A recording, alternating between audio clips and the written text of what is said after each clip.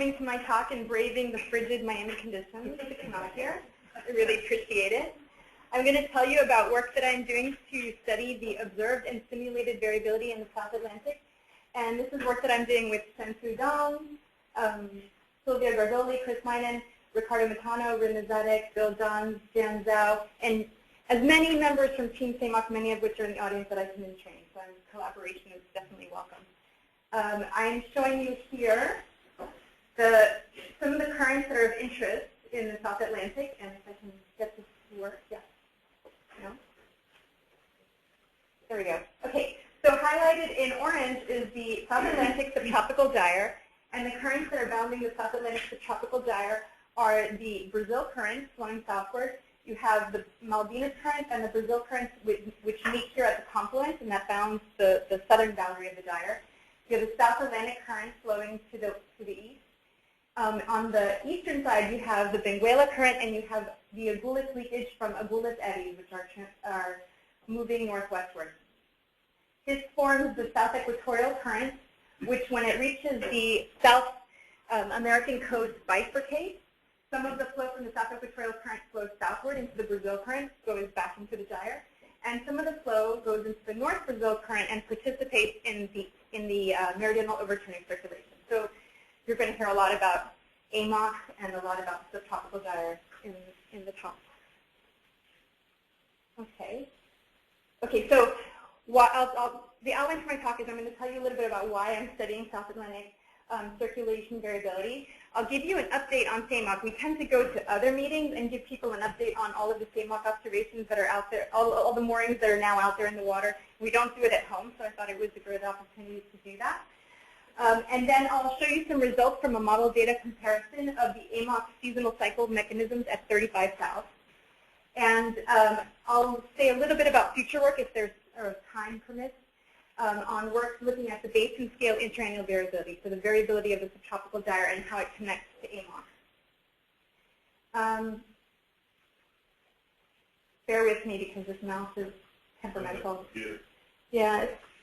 Okay, so I will say MOC, AMOC, SAMOC all means the same thing. MOC is the global overturning circulation, AMOC is the Atlantic, SAMOC is the South Atlantic. So I probably will use various versions of this acronym, but it's the same thing because I'm only talking about the South Atlantic. So why am I interested in the South Atlantic? Number one is I'm funded to study it. Number one is it's interesting, very, very, very interesting. Number two is I'm funded to study it. I have 3 projects that I'm working on to study the South Atlantic, and it's 3 of many projects that we have here in the Rasmus and AML community. So there's a lot of interesting research going on.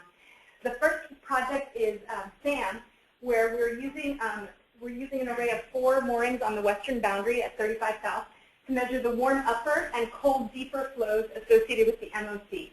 And we're also going to connect those to the larger pool of SAMOC measurements. And this is, Chris Minen is the lead PI, Sylvia, myself, and Sensu are co-Is. And I just wanted to take a moment to thank the people who collect the data and the people who prepare the data. So to thank Rigo, Ryan, Pedro, Yuli, all the people that go out on the cruises. The other project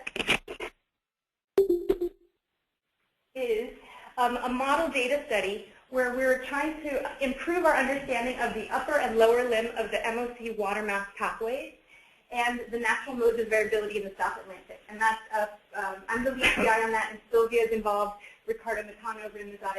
And for all of these, I say collaborators, and that means all of you in the audience. You're welcome to get involved. Okay, and then the last one is a NASA-funded study with myself and Rennelys, where we're using models and observations to describe the evolution of the South Atlantic subtropical gyre, the currents that delineate the boundaries. That's why I was telling you all about them. And also how they've changed over the past decades and how their changes can contribute to MOC variability, or how they're affected by MOC variability. Okay, I might just switch to. All right, so why do I want to study? Why do I really want to study? Not just because I'm funded. What are the physical reasons that I want to study South Atlantic, the AMOC, and the subtropical gyre? The first one is that AMOC water mass pathways can warm the Atlantic. It can contribute and modulate warming in the Atlantic Ocean, and I'll show you a figure in the next slide that supports that. there are active water mass transformations in the South Atlantic, and those are particularly in eddy-rich regions of the South Atlantic. The South Atlantic subtropical gyre can play an important role in the global heat storage. The South Atlantic subtropical gyre is unique in that it's the only one that moves heat from the poles to the equator. All of the other gyres do the opposite. So it's likely to play a significant role in the global heat balance. And lastly, there's been tremendous growth of AMOC observations, and in particular in the South Atlantic. So it's a particularly wonderful time to study the South Atlantic because there's observations to validate models and observations to lead to new discoveries. Okay, and here I'm just showing an idealized schematic of the AMOC. The red shows you the near surface flows, so you see how there's this pathway from the south to the north, and then the blue shows you the deep water, North Atlantic deep water pathway flowing back southward. Okay, so I mentioned that AMOC can contribute to warming in the Atlantic. This is some figures from a paper by He and other co-authors, where they looked at why the Atlantic Ocean warmed in the 1950s to the late 1900s more than any of the other basins. And they found when they forced the numerical model with only fluxes in the Atlantic, they didn't get that warming. But when they forced the model with only fluxes outside of the Atlantic, they were able to reproduce that warming. And so they found that the warming was coming from the Indian Ocean into the Atlantic and then following that AMOC water mass pathway. So that's the way that the South Atlantic can modulate warming in the Atlantic Ocean. But this sort of makes the South Atlantic seem like it's passive, and it's not. The South Atlantic can also be a region where water masses are created or transformed. And in this figure by Sylvia and Ricardo Matano, they looked at a bunch of different regions in the South Atlantic, and they found that in the Brazil-Malvinas confluence region, here on the left side, when you have green, you're creating water masses. They found that surface and deep waters were converted into Antarctic intermediate waters. This density corresponds to Antarctic intermediate waters in this Brazil-Malvinas confluence region. And in the Cape Basin region, you were creating surface waters from intermediate waters. And so in these regions, you have active water mass transformations happening. And just to support what I said earlier, that these regions are known regions with high eddy variability. They're eddy-rich regions. This is an Aviso eddy kinetic energy map, and you see that you have high eddy kinetic energy in the Cape Basin region, where you're making these surface waters, and you have high variability in the Brazil-Malvinas confluence region, where you're creating Antarctic intermediate water. Okay, so now what about the gyre? Why do I care about the gyre? Well, the gyre has been changing decadally. Most recently, from the mid-1990s to the mid-2000s, the gyres in the southern hemisphere spun up. And that was in response to changes in the southern hemisphere westerly winds. They intensified and they shifted southward, the maximum in those winds. And that led to an intensification of the South Pacific gyre and presumably all of the gyres. But you can see this. This is the boundary of the South Atlantic subtropical gyre. This is where the Brazil current separates from the coast, and this is from a paper by Gustavo and several others here in the lab. You can see that there's a southward change in the latitude of the Brazil, where the Brazil current separates from the coast. So there's an expansion to the south of the gyre. But in the South Pacific, when the gyre expanded and it spun up, the western boundary current intensified. And there was a significant trend in the Brazil current transport in the South Atlantic. So that's kind of curious. Why is the South Atlantic different? If the gyre is spinning up, that current should intensify. The other thing of interest that happened during that time period was from the mid-1990s to the mid-2000s, there was a lot of warming in the globe. This is a global average of temperatures in the upper 750 meters. And you see that there was a lot of warming at 40 south. So it was more pronounced in the South Pacific and the South Indian Ocean, but there was significant warming in the South Atlantic as well during that time period. So this potential spin up of the gyre has ramifications for heating, and it can affect species boundaries, and it can have a lot of ramifications for biology and for carbon uptake. Already at the end of this time series and in subsequent analysis of this time series that I don't believe has yet been published, they have noted that the gyre might be spinning down. This boundary might be shifting back to the north. So there's sort of a decadal variability to that signal. But superimposed on that, there may also be a more long-term trend. There may be an anthropogenically forced signal. And when Arne Geostrophic and Boni forced a numerical model with winds that were shifted, so the southern hemisphere winds were shifted to the south and intensified, kind of like what I said happened during the spin-up of the gyre. But in this sense, it's an anthropogenic signal. So they forced the model with that signal. They found that the Agulhas leakage increased by about 5 to 6 verja. The AMOC intensity increased by about 1 verja, and the rest of that excess transport went into the gyre. At the same time, they found that the upper waters, this is the salinity signal, the anomaly, the upper waters were made more salty, and there was warming. And the Antarctic, the deeper intermediate waters were also warmed. This is further south, at like between 50 and 30 south. The subsurface waters were also warmed and made more salty. So there could be anthropogenic changes to the subtropical gyre that could lead to more Agulhas leakage. But then what ultimately makes it back into the gyre versus what ultimately makes it into the North Brazil current and then moves northward to participate in warming and making the North Atlantic more salty is very interesting. So that's the motivation for studying the subtropical gyre. Okay, the last reason is we have all these observations. And, you know, it's a chicken and egg thing. We find the South Atlantic to be so interesting, so we have now all this motivation to put observations in the water. There are now observations in the water, so that's more motivation to study the South Atlantic. So I'm going to give you an update on the SAMOC initiative. Okay, so the overarching goal of SAMOC is to observe and understand the mechanisms that are setting the mean and the time-varying MOC in the South Atlantic, and also to study the interocean exchanges, the exchanges between the Indian Ocean and the Atlantic, and the Pacific and the Atlantic. SAMOC represents an international collaboration between many countries. I've listed there a few: Argentina, Brazil, France, South Africa, US, and we have collaborators from Germany, Russia, Spain, and the UK with many different funding sources. And we have, oh, now it works, okay. And we have a web page which is sort of up to date, and if you have SAMOC publications, if you have SAMOC related news, please send them to me and I will make sure to include that in our fledgling web page.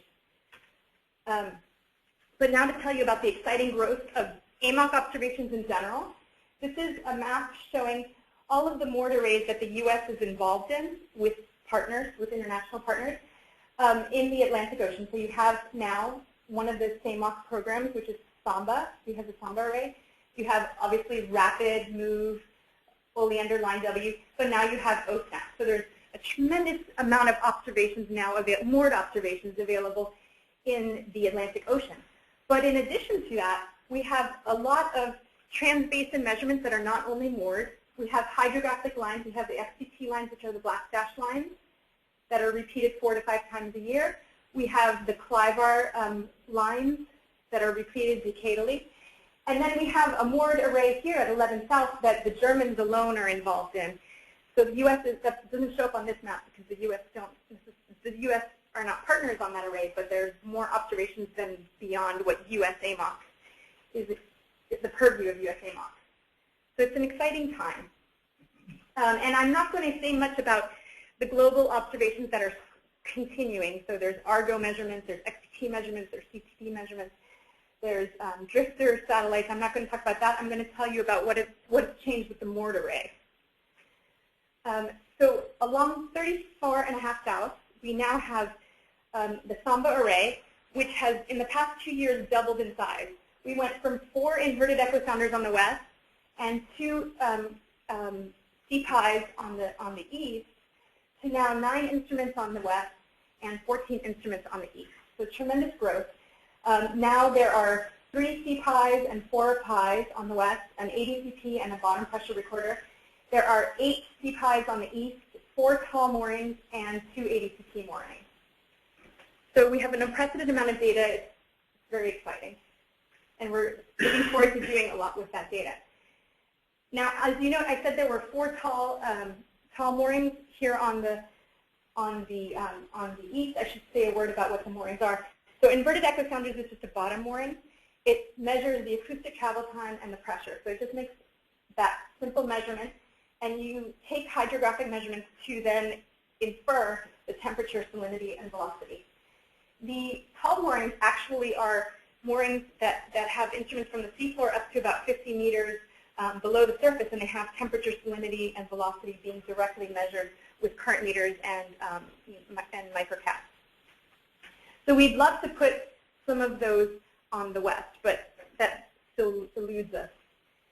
In the meantime, though, we have our wonderful partners in Argentina and Brazil that conduct hydrographic cruises. So we have hydrographic measurements up us to connect what's happening in the moored array to what's happening on the shelf. And during those cruises, we can service the moorings, collect data via telemetry, collect hydrographic measurements, which are so important for the tide measurements, to be able to convert that to velocity. In the interior, so I'll take a step back, there's nothing here in the interior, near the ridge, near the mid-Atlantic ridge. So what we'd love to do is deploy moorings there, but it's hard to get a ship to go out there, and much less to deploy them and recover them, but even harder to do mid-deployment data retrieval.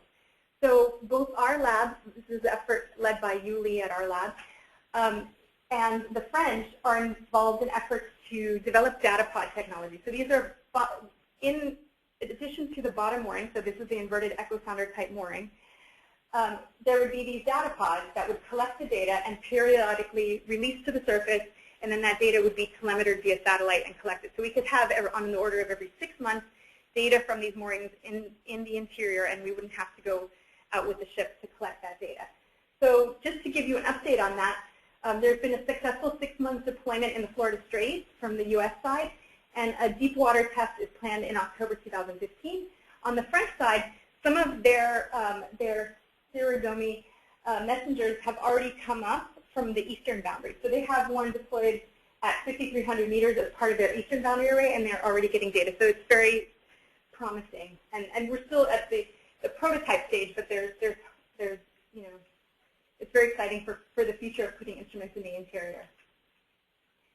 Now, a little bit about the inter-ocean exchanges. Just recently, the French and the South Africans have deployed 7 pies along this oblique transect. We already have been collecting XBT measurements and already have been collecting CCD measurements along this line. But now there are pies to measure the inter-ocean and the Indo-ocean exchanges. For the Drake Passage, unfortunately, sea drake has ended and come out of the water, but there was a series. There's this large array of moorings across Drake Passage to measure the inflow from the Pacific Ocean. But what has continued is this wealth of cruises. So there's XBT cruises, CCD cruises that happen, I think, on the order of 10 times per year. So there's quite a lot of data from that side. So the SAMOC, that is all SAMOC. It's all under the umbrella of SAMOC. I don't have time to tell you the results from all that has been collected so far. You're welcome to go to the website, and if your results are not there, you're welcome to send me an email, and I will add that to the website. But I will tell you about one exciting result that came from the pilot deployment of the 4 pies on the west and the 2 pies on the east. Using just the A site and the Z site, Chris Minen and several of us here worked on a study to estimate the MOC from just those 2 moorings on the boundary. And ancillary data was used to complete that calculation because obviously that's less than optimal using just those 2 moorings. From that, we were able to estimate for the first time a daily continuous time series, 20 months long of the MOC. We found that the variability was as large as that at 26 north, and that density variations on both sides of the boundary contributed to the variance about equally. What's very exciting about this is that the eastern boundary array was reestablished in the fall, and so we already have another year. We will have more data, but at least now there's another year of data that will be available to extend this time series and also more moorings to make this, calculation with less uncertainty, because the error bars associated with this estimate, because we only use 2 moorings, is obviously higher than optimal. One thing I want to mention is that during this time series, there were XPT cruises, and you can see that within the uncertainty of the time series measurements, they agree with, and the uncertainties of the XPTs, they agree with one another. But there's very high frequency variability. There's a lot of high frequency variability, so we have a lot of work to do to understand all of that. Okay, so now while we're waiting for all of that data to come in, we can either wait, or we can look at the observations that we have and look at models and try to understand what's happening in the South Atlantic. So I'm going to show you some results from a model data comparison of the AMOC seasonal cycle mechanisms. Okay, so what I'm going to do is I'm going to compare the seasonal evolution of AMOC at 35 South in coupled climate models and ocean-only simulations and observations. And the question that I'm asking myself is, how are the models reproducing the seasonal cycle? The short answer is not well. If you were here for Shen Sui-Dong's talk 2 weeks ago, she showed you that 1 degree coupled climate models didn't do a good job of reproducing the seasonal cycle. And in looking at higher resolution models that I'm going to show you, turns out they don't do much better. So that's the punchline. But what I decided to do for this preliminary study was look at whether the local winds are responsible for those differences. Okay, so what I'm using for the observations, the observed MOC seasonal cycle, is a blend of Argo and World Ocean Atlas temperature and salinity that's been referenced with the Yomaha 1,000 meter velocity. And this is just following from what Shensu has done. For the Ekman component of the wind stress, she used SCOW, the Scatterometer Climatology of Ocean Winds, which is basically just quick scat, so it's a seasonal cycle of the winds. For the models, I'm using NOAA, GFDL, coupled climate, and ocean-only simulations. The first one is one of the ones that was used in the IPCC AR4 report. It has 1 degree resolution in the area that we're looking at and 1/3 degree near the equator, and it's a coupled climate simulation. Then I'm going to look at a higher resolution. It's not as high, it's eddy permitting, not eddy resolving. It's 1/4 degree. Coupled simulation from GFDL, and an uncoupled force simulation using coarse seasonal cycle winds. So trying to compare a high resolution with a finer resolution and a coupled with a force. And I'm going to look at the means and seasonal cycles for a 10-year period, which is comparable to the 10-year period from which the observed seasonal cycle is based. I'm also going to look at results from a 2-layer model with realistic topography. Jian Zhao and Bill Johns have published a paper related to this. And Jian Zhao took the SCOW winds, the PM2.5 winds, and the core winds and forced that simple idealized 2-layer model with those winds. And the idea behind this was to see if we stripped out the differences between the ocean state, the background ocean state, and we just looked at how those winds would influence the same simplified ocean model. That was the thought behind doing this experiment. And just to tell you a little bit about the model, it's 2 layers. It starts off with the 1,000 meter top layer and 1,000 meter thick top layer. And the density difference between the upper layer and the lower layer is just 1 kilogram per meter cubed. So, and it's homogeneous. So it's a very simple model. Okay, so how well are the models reproducing the AMOC mean and seasonal cycle? Well, I'm not going to tell you just yet. You have to wait a minute, because I just want, in case you don't know what we refer to when we say the MOC strength, what we're talking about is if we took the velocity along a latitude and we integrate it from South America to Africa, and then we integrate from the surface downward. So that's what this is. It's the amount of volume moving across 34 South. So when I'm going to talk about the MOC strength, I'm talking about the maximum, which, at 35 South, that's where it is right there, the mean. So basically, I'll be looking at a time series of the integrated volume flux across that line. But really, the AMOC is a complex system with an upper cell and a lower cell with Antarctic bottom water, returning North Atlantic deep water. There's 2 cells. So it's, we've reduced all of that complexity into this 1-point measure. But that's what we do. Okay, so when you have observations, in the perfect world, you would have velocity, temperature, salinity at every grid point, at every depth, and you could integrate across the basin and get your estimates of the MOC that way. But in reality, when you have sparse observations, you probably have hydrography or moorings. What you do is you estimate the geostrophic component from the moored data. You take satellite data to estimate the wind-driven component, the Ekman component. And then whatever you've missed, you apply this correction so that you're not accumulating mass at or volume at 35 south. So it's this correction to have zero net mass transport. For the models, you don't have to worry about that so much because you have velocity everywhere, you have temperature salinity, you have the model wind. So you can just compute the total MOC from the velocity. You can subtract off the Ekman, and that's a pretty good approximation for the geostrophic. And I should mention here that the geostrophic, when I refer to geostrophic, it's been referenced with an estimate of the bottom. It's been referenced with some level of no motion. It's not level of zero motion. Okay, so just to tell you a little bit about how we do these calculations before diving in. Okay, so how did the model do at representing the mean of the MOC and the heat transport by the MOC? There's this very strong relationship. This is now going to be always observations, the 1 degree coupled model, the 1/4 degree coupled model, and the 1/4 degree uncoupled model. And I'll systematically put them in that order. In the observations, there's this tight relationship that's been observed before at rapid MoCA. It's been observed before at from other arrays and from XPT measurements and at different latitudes, different platforms. There's a strong relationship between the volume transport and the heat transport. And so the mean at 35 south is 18.4 torrjets and 0.6 petawatts from these observations. The models do a pretty good job of reproducing that. They both underestimate the volume transport and the heat transport, but the slope of that line is pretty similar among the models. You have 0.06 petawatts per torrjet. For every 1 torrjet of increase of volume transport, you increase the heat by 0.06 petawatts. And the models get that pretty well, 0.06, 0.06, 0.05. As you move to the higher resolution, for some reason that is decreasing, but I need to look at that a little bit more to understand why that's happening. Okay, so in terms of the seasonal cycle, here I'm going to show the Ekman is the blue line, the total MOC is the red line, and the black line is the geostrophic component. So again, observations, coupled, and uncoupled.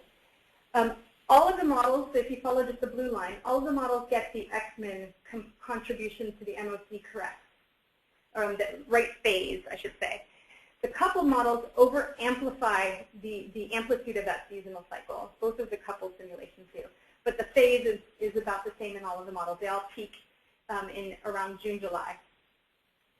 But as you'll note, what the models do not reproduce in terms of the observations is the black line, which is the geostrophic component.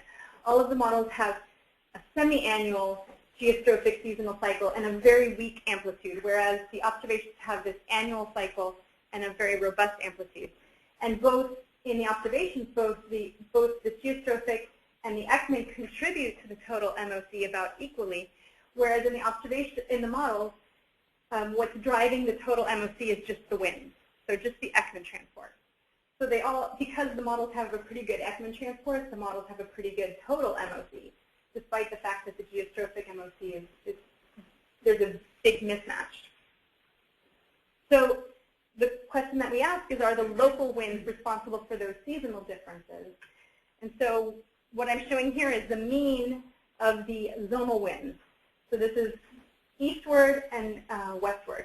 And through the Ekman relationship, that Ekman component of the MOC depends on the zonal wind. So when you have eastward, that corresponds to a northward Ekman transport. When you have eastward winds, that corresponds to a northward Ekman transport.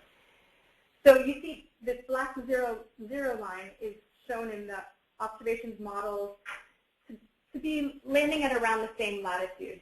And they all have about the same amplitude of zonal winds in the mean. So we're going to look at the seasonal evolution. Okay, so pretty much the mean pattern is similar in the models.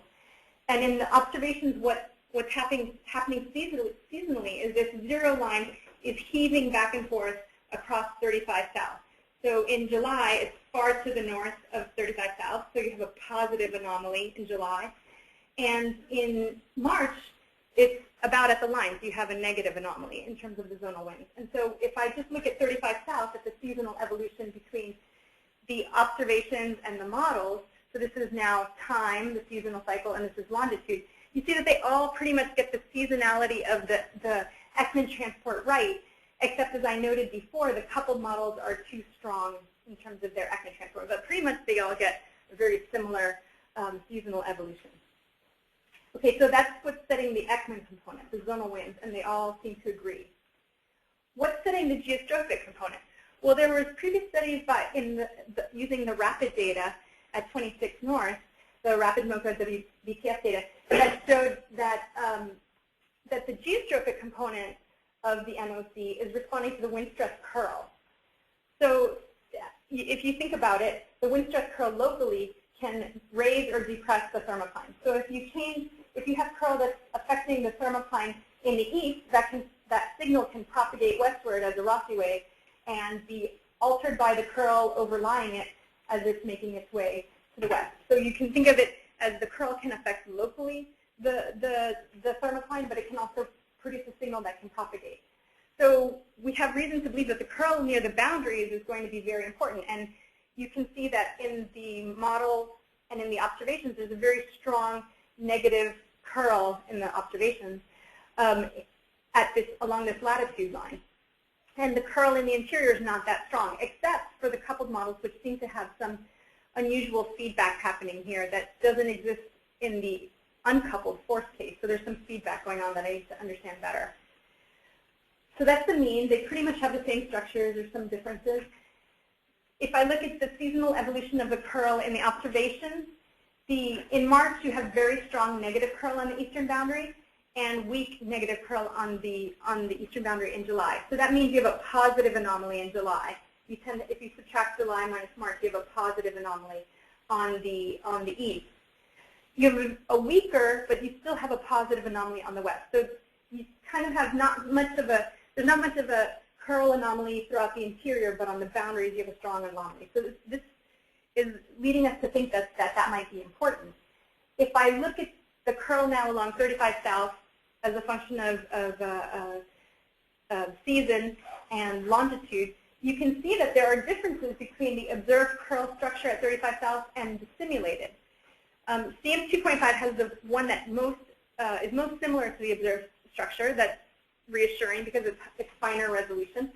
CM 2.1 is pretty coarse resolution, and it just can't resolve that positive anomaly on the eastern boundary. It has it there, but it's just very weak.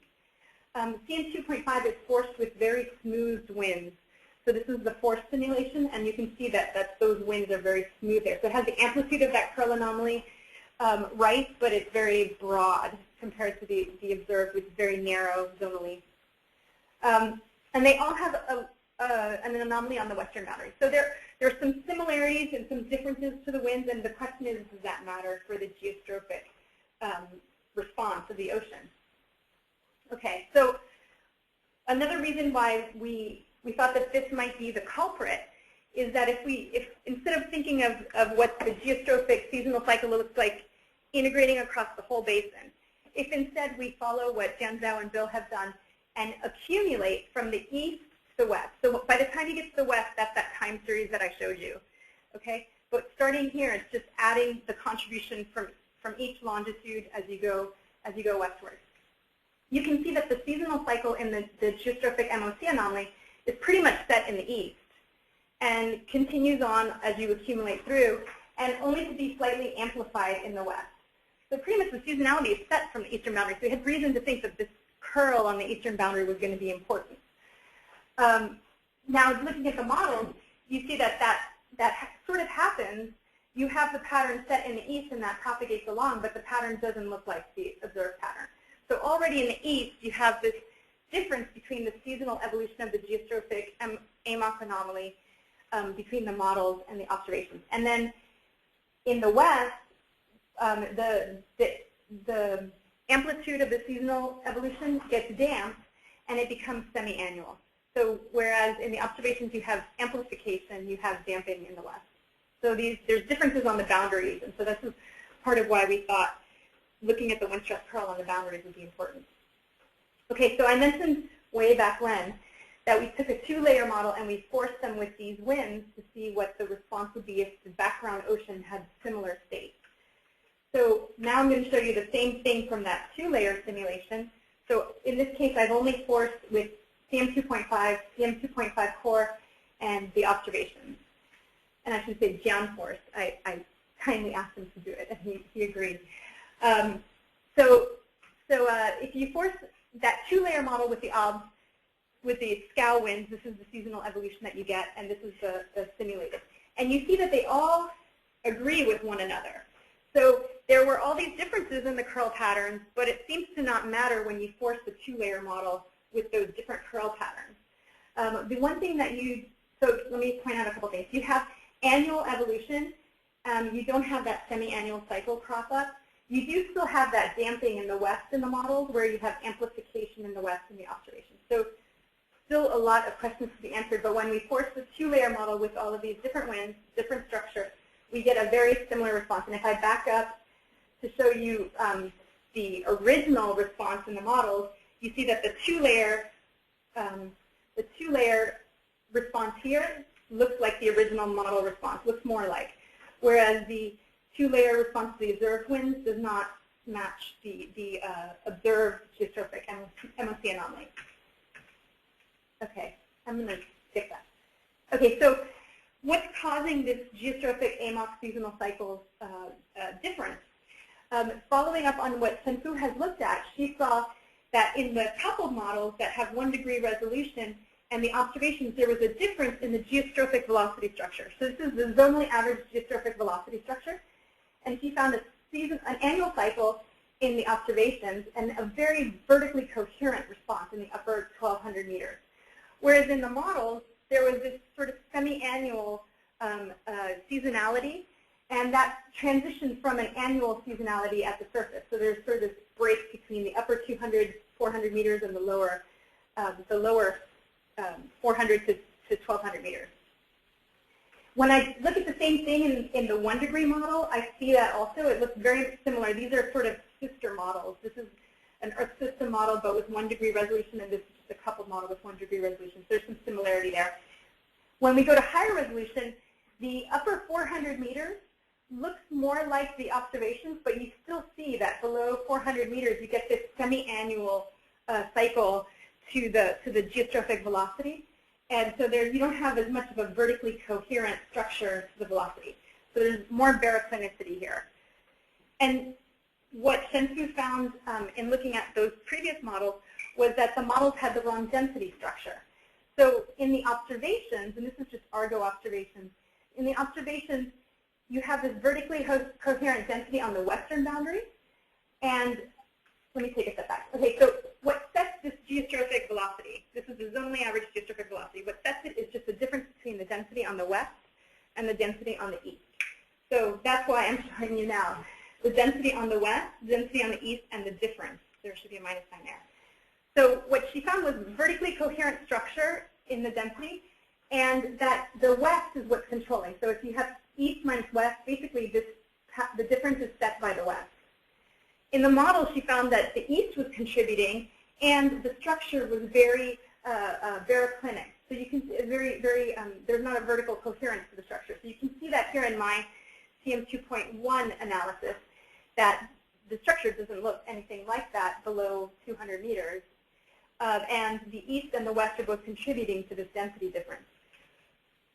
When you now go to higher resolution, you start to get a pattern that looks like the observations. In terms of the upper ocean seasonality, you start to get a more vertically coherent structure. But you still have this disconnect below the surface, and you still end up with a density difference that has a semi-annual cycle. So there's more work to be done here to understand why that's happening. So just to conclude, the Ekman transport for this part, the Ekman transport seasonal cycle in the coupled climate simulations and the ocean-only simulations were in phase with the observed seasonal cycle, although it was too strong in the coupled simulations. The simulated geostrophic seasonal cycle in the models was semi-annual and too weak, and so it did not agree well with the observed structure. When we forced a 2-layer model, so an idealized model that stripped out all the complexity of different background ocean states, with the winds from observations and from those model simulations, they all produced a similar geostrophic seasonal evolution. And you didn't see, you didn't end up with a semi-annual seasonal cycle at the western boundary. You still did have that damping in the western boundary, which was different from the observed response, but you didn't have a semi-annual cycle when all was said and done. So there are substantial differences in the seasonal cycle and the vertical structure of the density at the boundaries between the simulations and Argo, which leads to excessive baritonicity in the geostrophic velocity. And the differences were largest for the coarse resolution simulation. It seems to be getting better. 1/4 degree is still not, that's eddy permitting, not eddy resolving. And in these simulations, they were moving towards the 1/10 degree simulation, which is CM 2.6. So it will be interesting to look at the CM 2.6 simulations to see if going to yet higher resolution improves the situation. So the next step is that I will be looking at, and I started to look at it, but it's too preliminary to show, is to continue to examine the reason for the density differences. It doesn't seem to be local. It seems to be remote. So as Shenfu also discussed, this is temperature at 1,000 meters, and this is the model and the observation's mean temperature.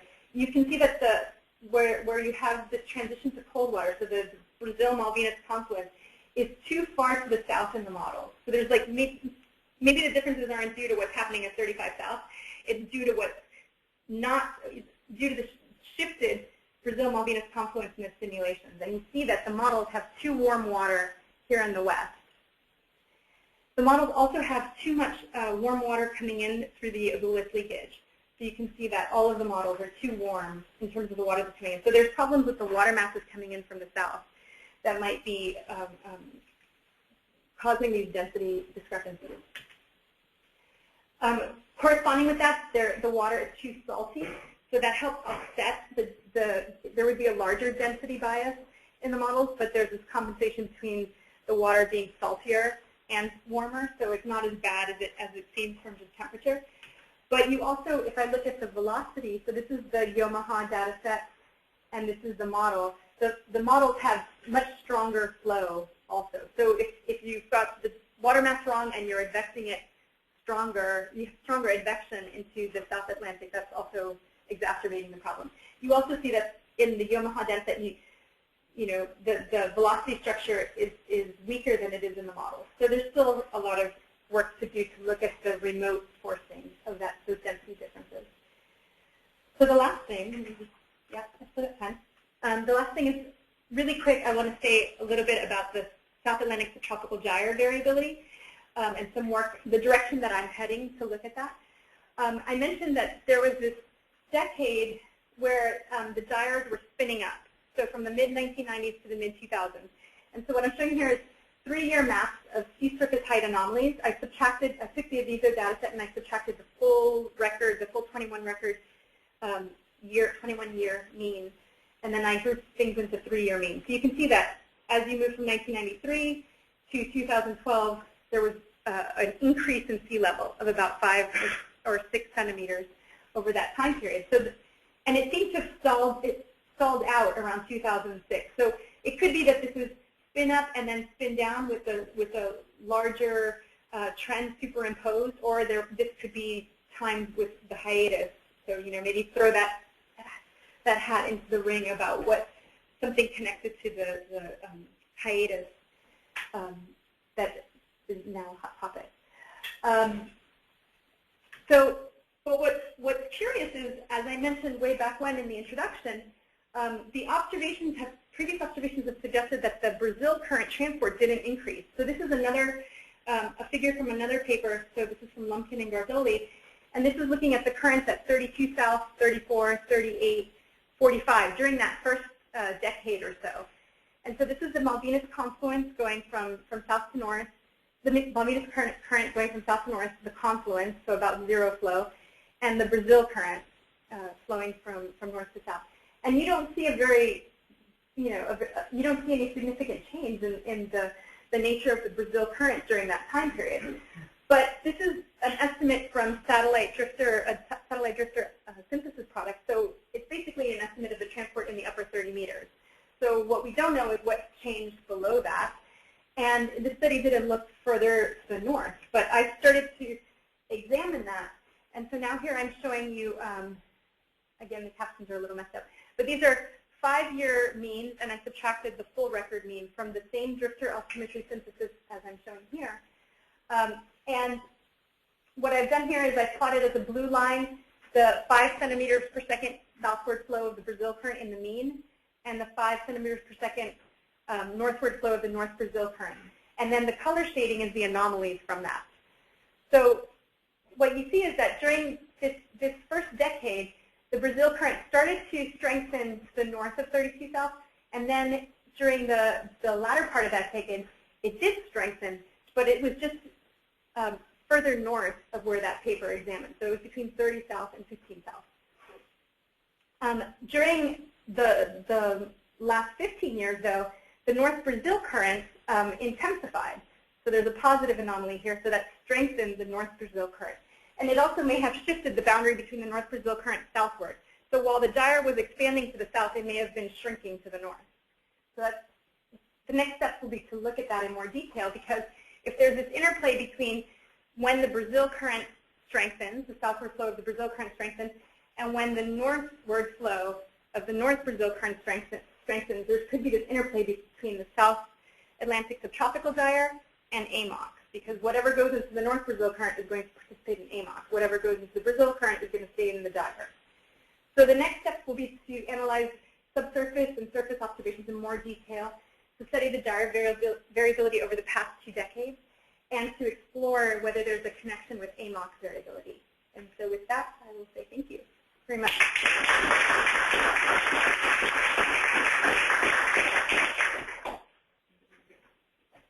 Okay, any questions?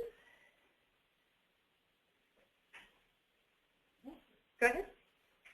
So for the geostrophic transfer, so you calculated at the residual in the first part, just at the residual, the total you subtracted the Ekman. When I generated the MOC seasonal cycle, I did, just for expediency.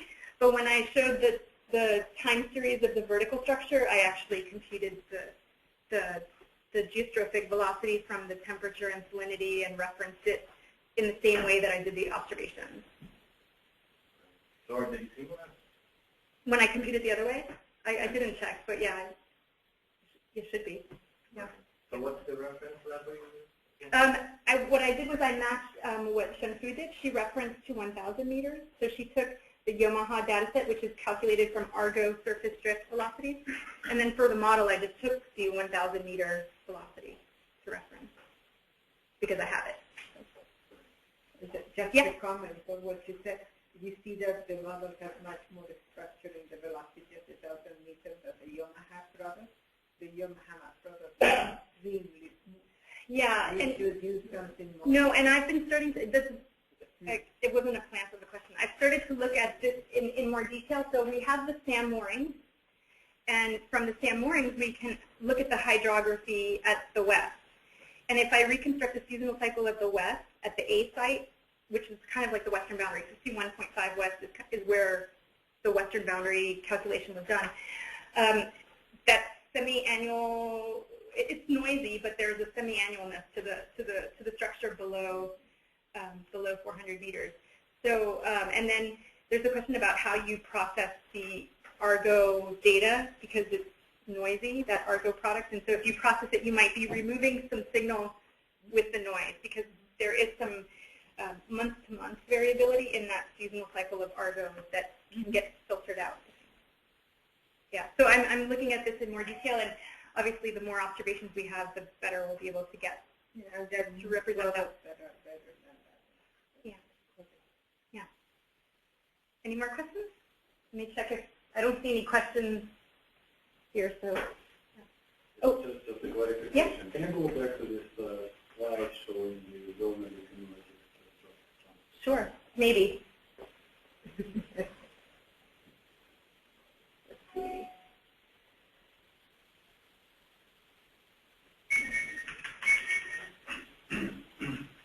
Oh, that was all the way up. It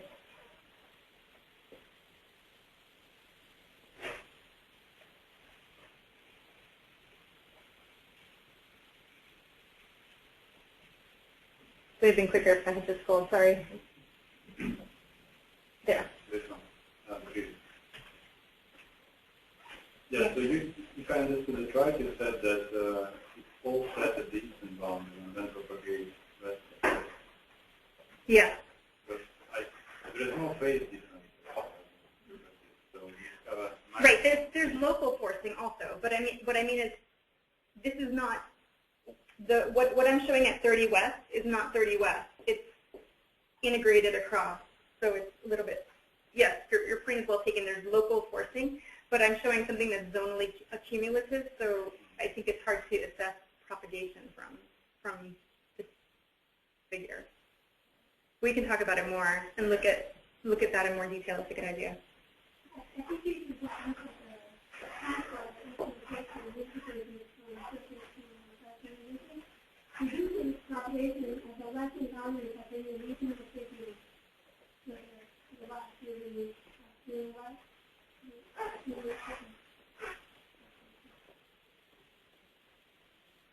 is also true for the model that is